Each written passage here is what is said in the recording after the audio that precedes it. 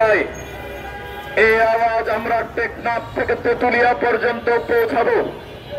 আজকে আমজনতার দল দীর্ঘ কর্মসূচি ঘোষণা করবে। কিভাবে দেশের মানুষের স্বাস্থ্য সুরক্ষা করতে চায় কর্মসূচি ঘোষণা আসছে, আপনারা অপেক্ষায় থাকুন।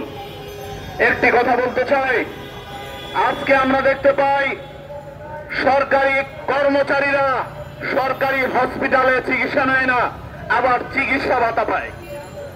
আমরা তাদেরকে বলতে চাই আর হওয়া সুযোগ নাই। চিকিৎসা ভাতা নিবেন, এবার কেয়ারে গিয়ে চিকিৎসা নিবেন, বিদেশে গিয়ে চিকিৎসা নিবেন, সেই সুযোগ আর আমজনতার দল সারা বাংলাদেশের সাধারণ মানুষ আপনাদেরকে দিতে চায় না। সাধারণ মানুষ যেখানে চিকিৎসা নেয়, আপনারাও সেখানে চিকিৎসা নেবেন।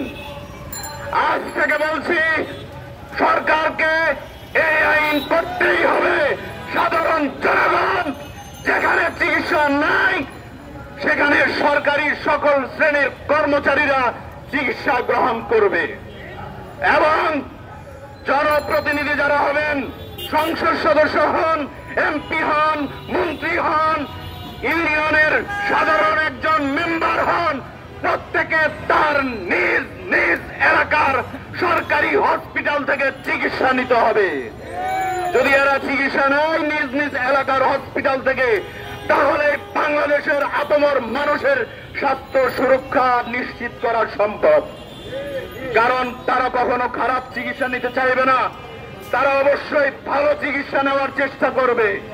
তারা যখন ভালো চিকিৎসা নেওয়ার চেষ্টা করবে, হসপিটালগুলোর দুর্নীতি বন্ধ হবে, ঔষধ চুরি বন্ধ হবে, অনিয়ম বন্ধ হবে, দালাল মুক্ত হসপিটাল হবে। সাধারণ খেটে খাওয়া মানুষ চিকিৎসার অভাবে আর মরবে না। সর্বশেষ একটি কথা বলতে চাই, অতি সংক্ষিপ্তে আমার বক্তব্য শেষ করব।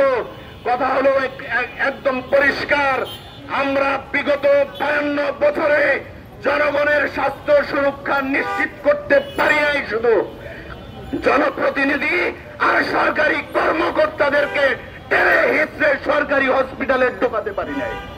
তাই বলতে চাই, টেনে হিচড়ে যেহেতু 52 বছরে ঢোকাতে পারি নাই, এবার থেকে আমাদের একটাই সংগ্রাম, এদেরকে আর বাহিরে যেতে দেব না, আর বিদেশ থেকে তারা চিকিৎসা নিতে পারবে না, আর এবার কেয়ারের মতো কোন বেসরকারি হসপিটাল থেকে তারা চিকিৎসা গ্রহণ করতে পারবে না।